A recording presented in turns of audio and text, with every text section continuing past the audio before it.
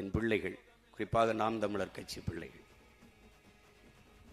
ஆனால் உலக வரலாற்றில் இவ்வளவு தோல்விகளை சந்தித்த ஒரு அரசியல் இயக்கம் இருக்காது, இனி எதுவும் இருக்க போறதும் இல்லை, இருந்ததும் இல்லை.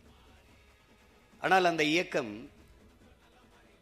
கலைந்து போய்விடும், காணாமல் போய்விடும், சிதைந்து போய்விடும். ஒற்றை தோல்விக்கே ஓடி நொறுங்கி போனது கட்சிகள், பல கட்சிகள்.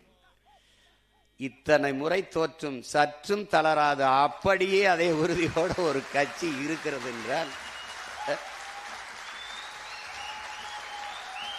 அதே புத்தெழுச்சியோடு எத்தனை இடைத்தேர்தல் வந்தாலும் அத்தனையும் எமக்கான களமாக கருதி மறுபடியும் மறுபடியும் களத்திலே பாய். ஏனென்றால் இது எலி வேட்டையாடுகிற பூனை அல்ல, இது பகையை வீழ்த்த வந்த புலி என்பதை தமிழ் பேரின மக்கள் புரிந்து கொள்ளும்.